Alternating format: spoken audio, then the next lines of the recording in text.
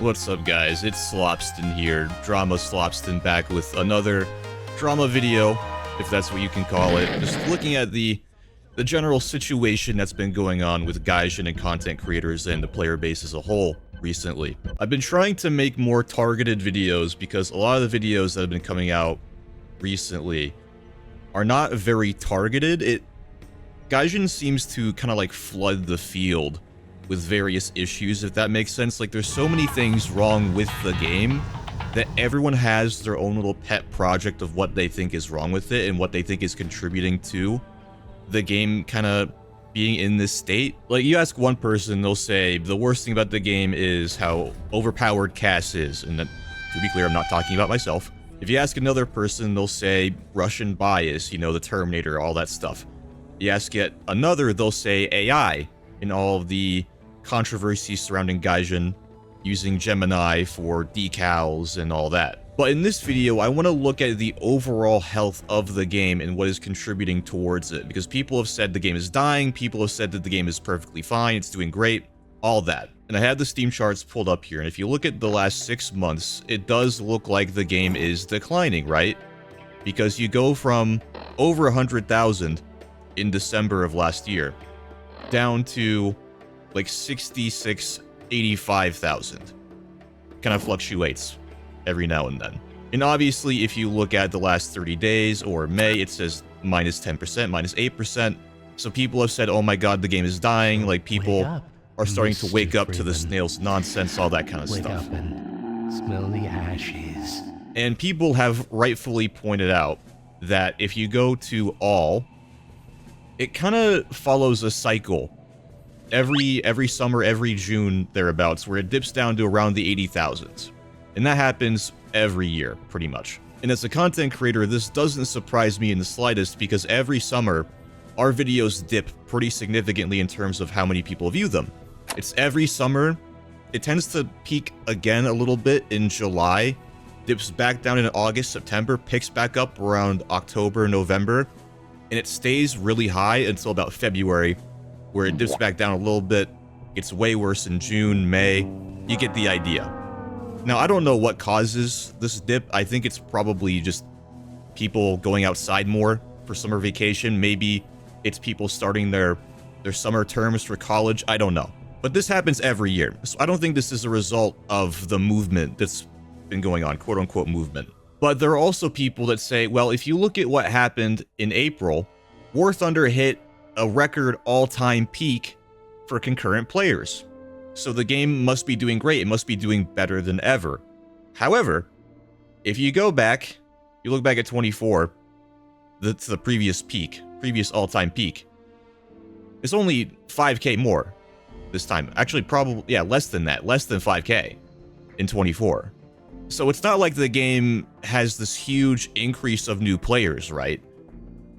For this, it's probably veteran players coming back to play the new game mode, Nuclear Thunder. You know, that game mode that Gaijin butchered, from what I hear. You know me, I'm not really an RRB guy. I didn't even play the event. But from what I hear, Gaijin really butchered it with AA and moving it to a higher BR range. Like, you can't do anything because the SPAA is just omnipresent. So yeah, it's not like this was just a sudden outburst of new players, right?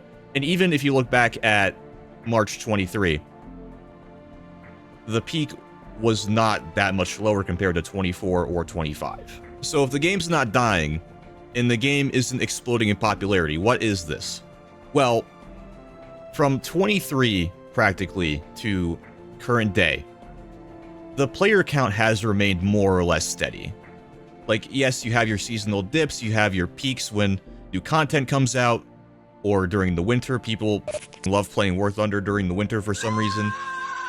You have your peaks and your troughs, but it stays around the same level. And I think most people would call that stagnation. That's what I'm going to call it. The game is definitely stagnating, which isn't technically a negative thing. But if you're a company that wants to keep making more money and expanding your operation, stagnation is not good. And I'm of the same opinion. And obviously we can't divine this from this graph because it's pretty basic, all things considered, but I think what is happening is that veteran players become fatigued with the game, they drop out, and they are replaced by new players that manage to stick around without being dissuaded by all the game's mechanics and whatnot. And it's more or less a net equal exchange, right? When really there should be a net positive of new players offsetting the old ones that drop out. And the question is, why is that, right? Why do new players have such a hard time with War Thunder? And I wanted to find this out. So I tried to look at the Steam reviews, like low-hour Steam reviews, because there are so many negative Steam reviews that are the result of boycotts, or like they say, yeah, I don't have that many hours in it, and then they've got like 3,000, which isn't very helpful when you're trying to find out what makes new players turn away. But I did my best to parse out the negative low-hour Steam reviews, and there are a few themes that you can pick up on, generally. It seems like the main thing is that the grind is simply too hard, especially in ground. Like, even air players will say that compared to air, the ground grind is insane. But the grind is so bad by design that whenever I make videos saying, like, yeah, I don't really mind playing War Thunder, and this is how, I say that I don't play for the grind. I play just have fun experiencing a vehicle and how it plays, right? And that's saying a whole lot, because the experiences don't really differ that much unless it's some wacky prototype vehicle. But it can take months or years to get to the end of a tech tree. Like, I think even with premium, it took me probably a year to get to German jets. Back in like 2015, 2016. It took me over a year to get to jets in Germany. Not even like top tier jets. I'm talking the Horten 229. When top tier was the CL13, I think. Another complaint was that many premium vehicles are pay to win. And in the past, if you ask someone if War Thunder was pay to win, I'm talking years and years ago, they'd say no, most of the time. Yeah, you did get occasionally blatantly broken premium tanks like the Calliope, KV-1B, stuff like that. But most people would say War Thunder isn't pay to win, it's pay to progress. Which it's still definitely the same thing today. But nowadays, it seems like Gaijin is adding multiple pay to win vehicles per update. Like, even talking about the most recent update, overpowered vehicles, Pucara, the V22. I was gonna say the new Japanese jet, but it's not premium. But you get the idea. And obviously in previous updates you get things like the T58, the Term 3, the BMP T72. It seems like every update has at least one incredibly blatant pay-to-win vehicle. And in addition to how overpowered some premium vehicles are, I'd say like probably half of the ones that are added these days that aren't copy-paste, the premiums are very expensive. That was another big complaint. I know a lot of people are going to point to the F-14D, you know, the $80 premium jet that wasn't that special, and probably still isn't. But even to a normal person, low-tier premiums are absolutely insane in terms of price. Like, most people are not okay with spending $40 on a tank that doesn't provide a unique gameplay experience, right? Or even if it does, they're not okay with it. And finally, new players feel like whenever they start the game, they are just being thrown to the wolves. They're being thrown out into the ocean and being told to figure out how to swim. And I can relate to that. I still remember trying to learn this game when I downloaded it back in 2013. I had no clue what I was doing. I had no clue how the game worked. The tutorial was incredibly basic. I'm pretty sure the tutorial is still the same all these years later. You get one tutorial, you get a couple of matches against bots, and then you're just thrown out into the wild, where level 100s in Greyhounds with full lineups can abuse you. Like, it's just so rough being a new player in this game. There have been so many times where I try to get friends into War Thunder, or like try to play with people that are doing sponsorships, and I try to teach them the game so they actually have a good time playing it. And it's just so hard because there's so many tiny facets to this game that you have to learn to do even slightly well. It turns out that ballistics and armor theory is not intuitive to the average person. Who knew? Who could have guessed? So the obvious question is, how do we fix these problems so that more people play it, right? Because part of the reason why this game is the way that it is that Gaijin is so afraid of increasing queue times. They're afraid of decompressing battle ratings. I think they're very well aware that they're in a precarious situation in terms of player count and player sentiment, that if they make an egregiously wrong move, it could go from stagnation to outright dying. So let's start with making the grind easier. I think making the grind easier would be fairly easy to approach, but there are some caveats to it. The easiest thing would be to increase rewards across the board, right? Air, ground, doesn't matter. These days, it doesn't feel like there's any real impetus to win a match besides just your own personal satisfaction or making the grind go a little bit faster, because there was a vote, I think it happened a couple years ago, where there was an option to increase rewards for winning a match, or you could decrease the rewards for winning a match and increase the rewards for losing a match, and the player base chose the latter. So there's less of a reason to win matches now.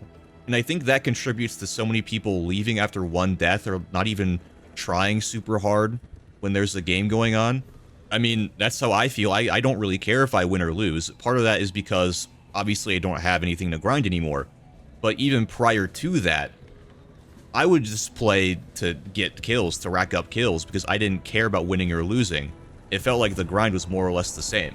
So I feel like if they increased rewards across the board, and especially massively increased rewards for winning, you would see much more intense matches. Because people would want to win to make their grind go a lot easier, right?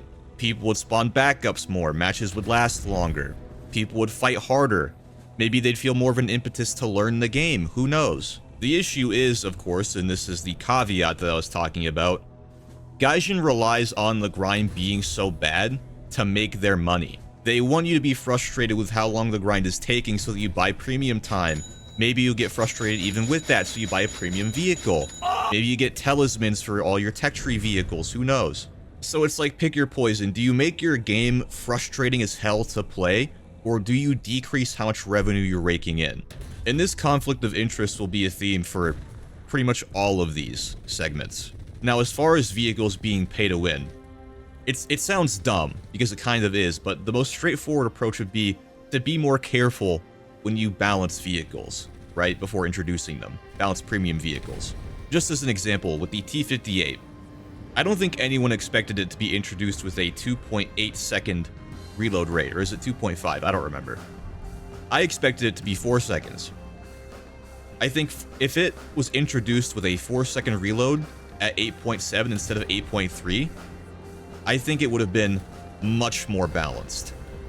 In fact, I think they should probably just nerf the reload a little bit anyway, as it is. Gaijin could also take the approach of making potentially powerful vehicles tech tree vehicles instead, you know, leaving weaker but still unique counterparts for the premium tech tree.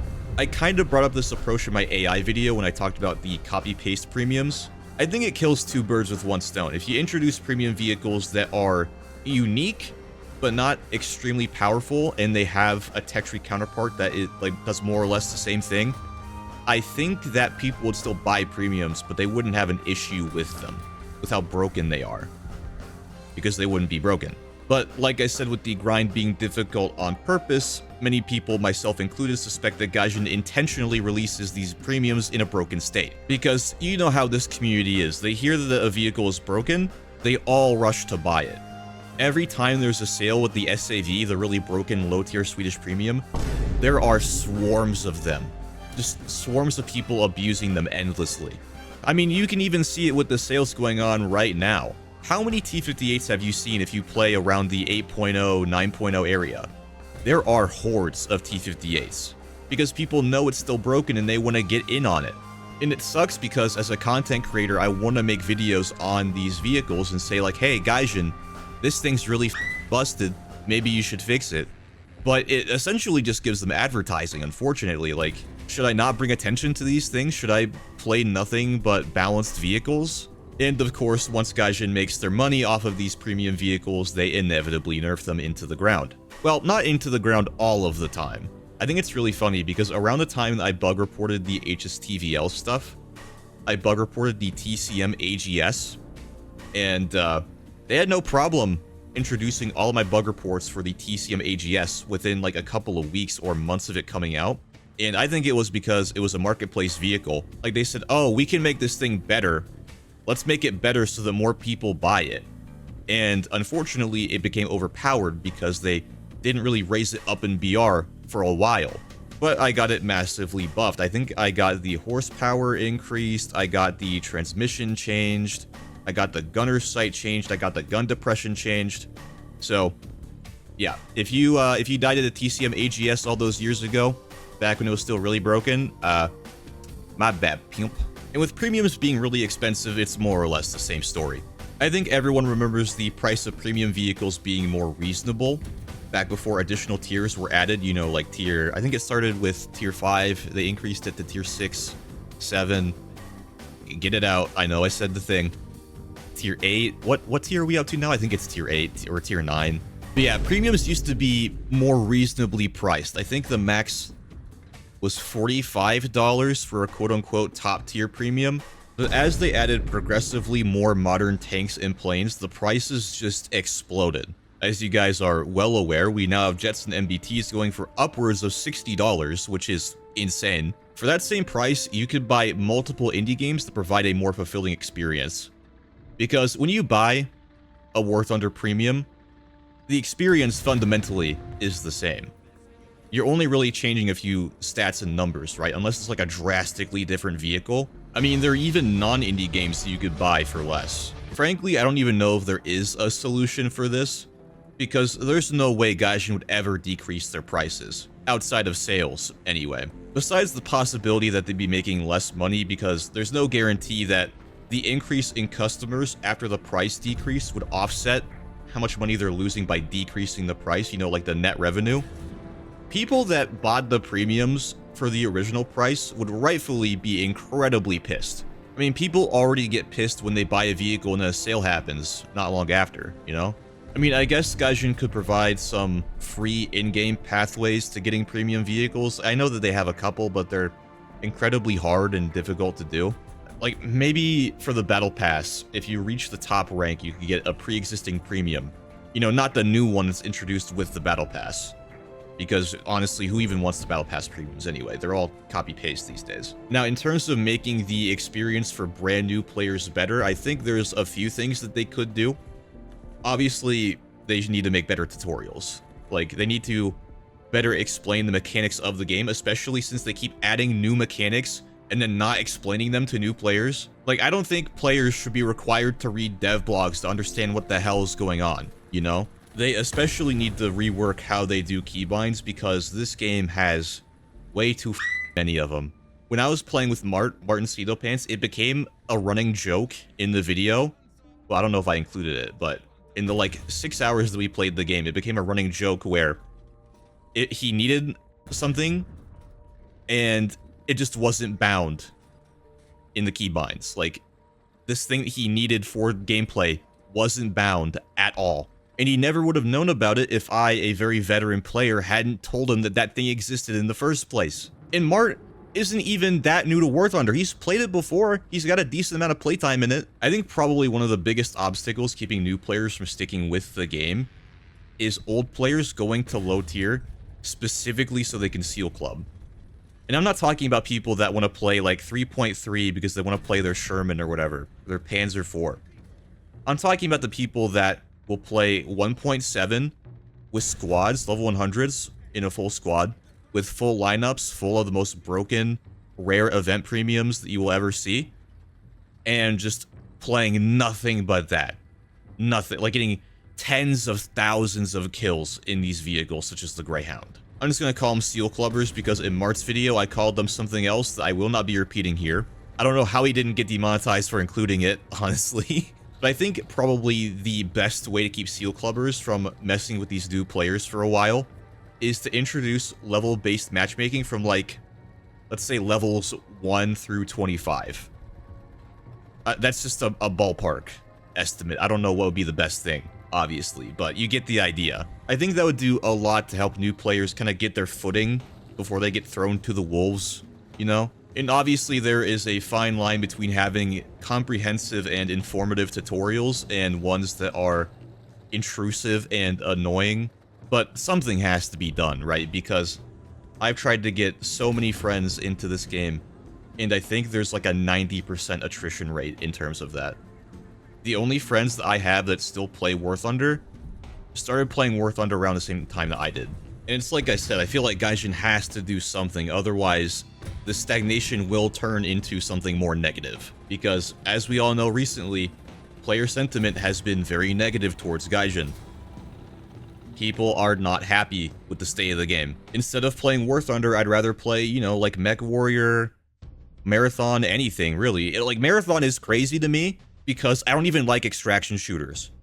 But I'd still rather play Marathon than War Thunder, because it is a fun experience to me. Like, comparatively, it's very polished. It's evident that the dev team cares a lot about it.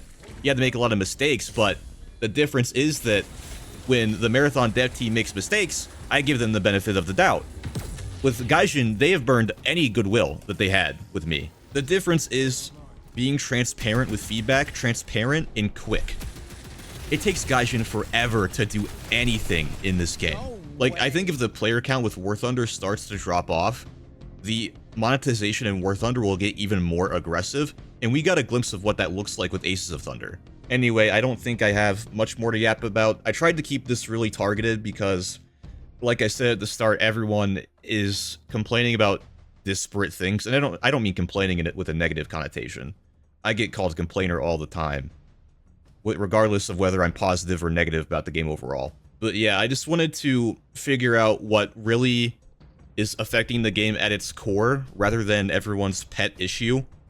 And hopefully we can get some eyes on that and get some change done in those areas instead of just complaining about everything wrong with the game and hoping that they fix something. Because really, what's good for new players is good for us too. Like, if they made the grind less insane, I bet a lot of people would come back to the game. I bet that if premiums were less overpowered, people would be much happier, especially if they finally nerf the BMPT. But yeah, that's about all I have to say. Anyway, if you guys have suggestions or vehicles to play or challenges to do, leave a comment, and I'll see you on the next one.